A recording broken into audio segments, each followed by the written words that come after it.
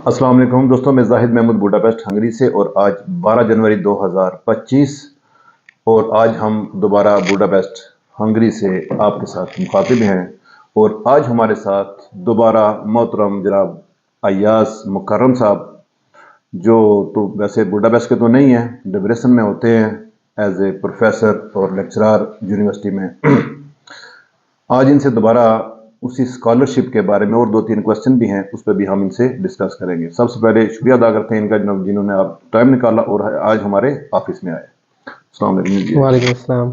अच्छा, सब सुनाए कैसा रहा? अभी आप सुबह के चले हुए थे, तो वैसे तो कल के ही चले हुए थे, लेकिन नहीं, आज पहुंचे। अल्हम्दुलिल्लाह बड़ा अच्छा रहा। एक्चुअली बहुत दिन से आना था मेरे को कुछ डॉक्यूमेंटेशन के काम से, तो वैसे मैं कुछ 10 बजे मैंने ट्रेन ली वहाँ से, तो अल्हम्दुलिल्लाह 12:30-1 बजे तक यहाँ पहुँच गए, तो आपके सामने हूँ।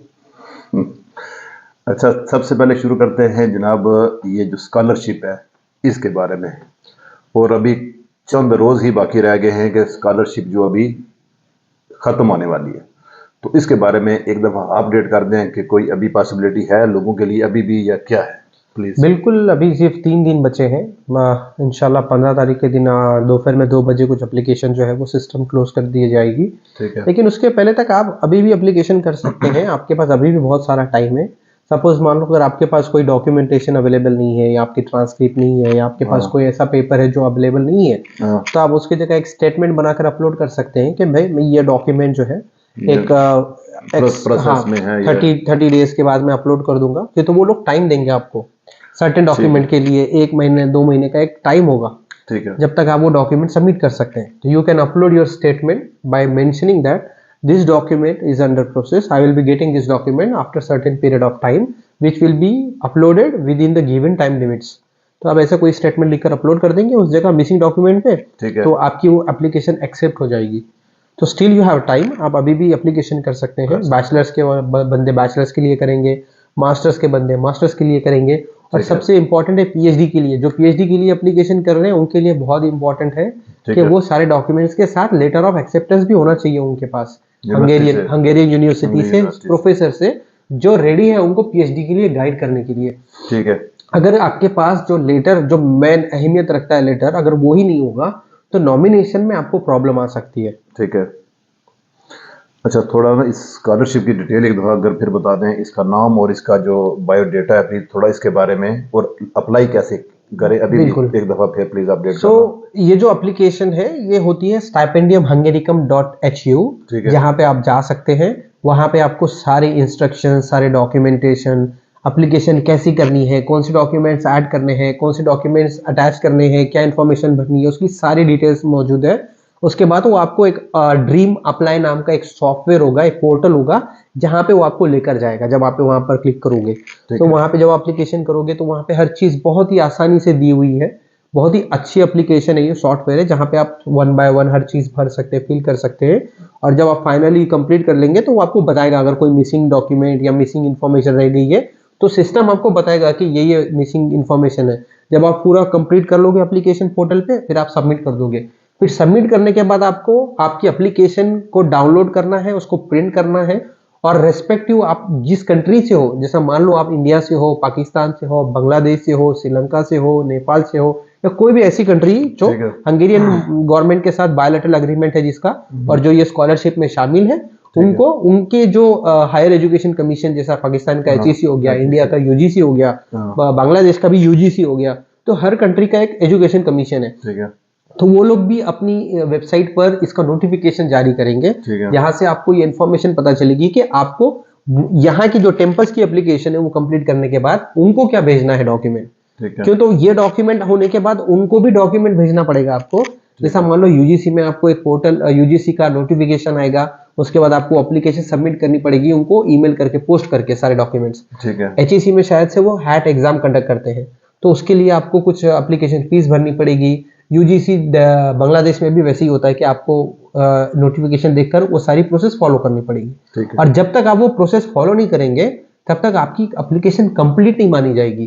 क्या होता है कि आप जैसा मान लो 15 के दिन डेडलाइन हो गई तो सारी एप्लीकेशंस क्लोज हो जाएगी, उसके बाद आप कोई एप्लीकेशन सबमिट नहीं कर सकते। उसके 1 महीने के बाद जो टेम्पस है, जो हंगेरियन कमीशन है, स्टडीज का कमीशन है, ये जो सिस्टम है, इदारा जो है, वो करेगा टेक्निकल चेक, जितने लोगों ने एप्लीकेशन सबमिट की है, किसकी एप्लीकेशन सही है, इसकी की ये सीट सही है, ये मतलब जो अलोकेट सीट्स हुए हैं, इसका एजुकेशन, हाँ, वो जो एलिजिबिलिटी टेस्ट चेक होगा। और उसके बाद जिसकी जिसकी एप्लीकेशन करेक्ट रहेगी उसको ईमेल जाएगा कि आपकी एप्लीकेशन टेक्निकली चेक की गई है और उसमें आपकी एप्लीकेशन वैलिड की गई। अगर आपकी वैलिड नहीं होगी तो आपको रिजेक्शन आ जाएगा।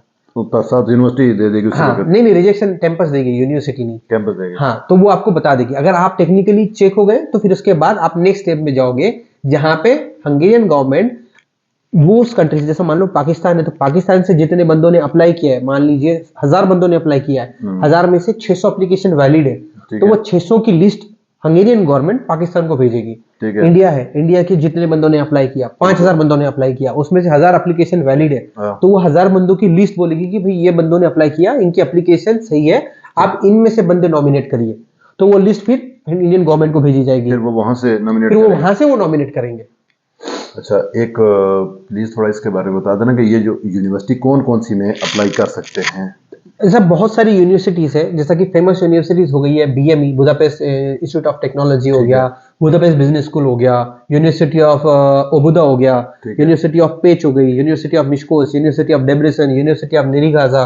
और ये जितने भी स्कॉलरशिप होती है सब यूनिवर्सिटी पे होती है? सारे यूनिवर्सिटीज में आप ऑलमोस्ट जितने भी कोर्सेज इंग्लिश में अवेलेबल है, आप सब कोर्स को अप्लाई कर सकते हो, और इवन आप एक सेमेस्टर एक्सचेंज के लिए भी अप्लाई कर सकते हो। ठीक है, तो ऐसा जरूरी नहीं है कि आपको पूरा कोर्स ही कंप्लीट करने आना है, अगर आपको एक सेमेस्टर के लिए आना है आप आ सकते हो। ठीक है, तो हर कोर्स में आप चेक कर सकते हो कि आपकी कंट्री उस कोर्स के लिए वैलिड है या नहीं।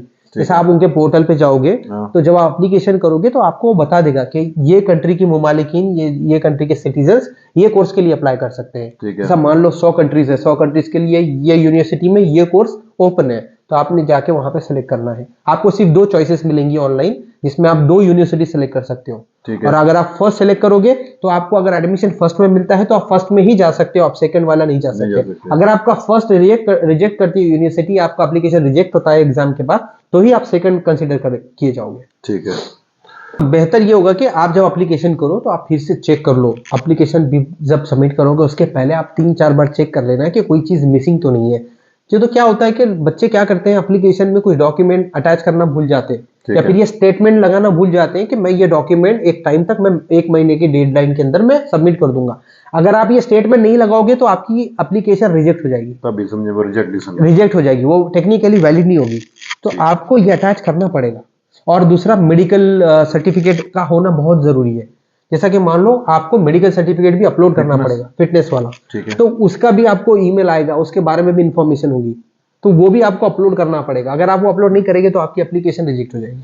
ठीक हो गया। अभी जो बंदे ये सितंबर इनटेक के लिए बात, ठीक है, और जो बंदे इसके अलावा जिसको सेल्फ कहते हैं, self finance, yes, self finance वालों के लिए क्या है, उनके लिए क्या है, वो कैसे कर सकते हैं? वो भी हर यूनिवर्सिटी में अप्लाई कर सकते हैं या उनके लिए क्या है? बिल्कुल, अभी गवर्नमेंट ने क्या किया है कि कुछ बंदे जो होते हैं जो एप्लीकेशन करते हैं और वो रिजेक्ट हो जाते हैं स्कॉलरशिप के लिए, मान लो कि उन्हें फंडिंग नहीं मिलती, तो ऑप्शन उन्होंने ये भी रखा है, अगर आपको स्कॉलरशिप नहीं मिलती है तो आप फाइनेंस के लिए भी, आप वहां पे एक विंडो होगा जहां पे आप सेलेक्ट कर सकते हो, एक टॉप होगा कि I want to apply for self finance if I don't get the scholarship. तो फिर आपकी एप्लीकेशन यूनिवर्सिटी के पास चली जाएगी, यूनिवर्सिटी आपको कांटेक्ट करेगी कि आपको ये कोर्स के लिए पढ़ना है, क्या प्रोसेस होगी, वो आपको ईमेल करेंगे, बताएंगे। ठीक है, अगर आपके अच्छे ग्रेड्स हैं या आप अच्छा इंटरव्यू देते हैं या आप अच्छा इंटरैक्ट करते हैं, तो देयर इज अ चांस कि आपको यूनिवर्सिटी एक्स्ट्रा स्कॉलरशिप देगी, पर्सनल स्कॉलरशिप यूनिवर्सिटी देगी। जैसा मान लो, हाँ, यूनिवर्सिटी ऑफ डेब्रेसन है, लास्ट ईयर यूनिवर्सिटी ऑफ डेब्रेसन ने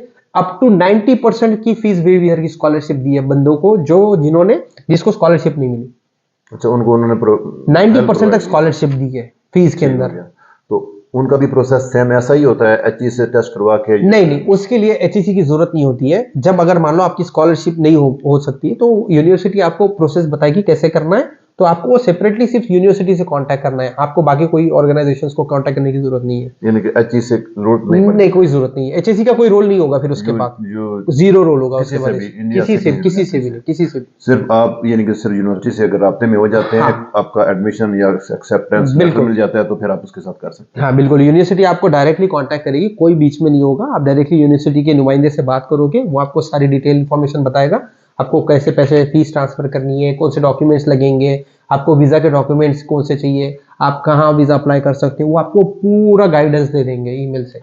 अच्छा, एक बंदा मसलन 6,000 यूरो पे कर देता है, उसके बाद उसको वीज़ा नहीं मिलता। तो बहुत सारे फैक्टर्स होते हैं वीज़ा नहीं मिलने के लिए हाँ, भी। वीज़ा नहीं मिलता तो उसके 6,000 डूब गए या नहीं? नहीं नहीं नहीं, उसको फीस वापस कर देगी यूनिवर्सिटी। यूनिवर्सिटी का रूल है, अगर आपको वीज़ा नहीं मिलता है तो यूनिवर्सिटी आपको जितनी आपसे फीस ली है उसमें से कुछ 2-3% या 4-5% कट होंगे और वो आपको बाकी की फीस आपको रिटर्न कर दी जाएगी। नहीं, मेरे पास एक दो बंदे आए हैं, उन्होंने कहा जी यूनिवर्सिटी हमारी फीसें अभी तक नहीं दे रही। इधर उन्होंने करवाई थी, प्राइवेट एक दो कॉलेज हैं उनमें करवाई थी उन्होंने। तो वो डिपेंड करता है आप कौन सी यूनिवर्सिटी आप अप्लाई कर रहे हो। जैसे यूनिवर्सिटी ऑफ डेब्रेसन है तो वो लोग पूरी फीस रिटर्न कर देते हैं। क्योंकि मैं उस यूनिवर्सिटी का नाम नहीं लेना चाहता, लेकिन उन्होंने उस यूनिवर्सिटी ने लोगों को पैसे वापस बट वो नहीं किए। टाइम होता है, आपको एक क्योंकि डेडलाइन होती है। एक बंदा जो है वो दूसरी कंट्री से पेमेंट कर देता है, वापस नहीं आते, तो वो बंदे के पास कोई रास्ता ही नहीं होता कि वो पैसे वापस मंगवा नहीं, सके। जितना मेरे को इन्फॉर्मेशन है या जितना नॉलेज है, यूजुअली यूनिवर्सिटीज पैसे नहीं रखती, वो लोग पैसे दे देंगे, लेकिन उसमें रूल्स एंड रेगुलेशंस भी होते हैं। आपको उसी टाइम पीरियड में अप्लाई करना होता है। मान लीजिए आपने अभी अप्लाई किया ये मंथ में, हाँ, आपका वीजा रिजेक्ट हो गया नेक्स्ट मंथ के लिए, ठीक है। तो एक टाइम पीरियड होता है 50 दिन 60 दिन, उसके अंदर आपको उनको ईमेल करके सारे डॉक्यूमेंटेशन करने होते हैं, तभी वो लोग फीस करेंगे। अगर आप वो टाइम का वेट करते हैं और आप सोचते हैं कि मैं अगली बार फिर से वीजा अप्लाई करूंगा और फिर चेक करूंगा, तो फिर वो केस में वो नहीं करेंगे। वो बोलेंगे कि आप फिर से वीजा अप्लाई करिए। चलो, बहुत शुक्रिया याज भाई, आपने आज टाइम निकाला, आज आए हमारे पास। कोई तो सब दोस्तों का बहुत शुक्रिया। अगर किसी का कोई क्वेश्चन होगा इसके बारे में, स्टडी के बारे में या किसी भी बारे में, तो रब्ता कर लेना या कमेंट्स में बता देना, हम आपको रिप्लाई भी देंगे। और इसके अलावा अगर क्योंकि इस वक्त मैं आपको बताता चलूँ कि जो अपॉइंटमेंट्स वगैरह हैं वो सारी बंद हैं। जो डी कैटेगरी वीज़ा की हैं वो एशियन के लिए तो खास करके बंद हैं। एक फिलिपीन और एक दो और कंट्रीज़ हैं उनके लिए खुली हैं। और बाकी अभी तक कोई अपडेट नहीं है उसके बारे में। तो नेक्स्ट वीक आई होप कि कोई नई अपडेट आएगी तो हम लॉयर के साथ बैठ के फिर आपको उसमें अपडेट देंगे। तब तक इजाज़त दें। अल्लाह हाफिज़।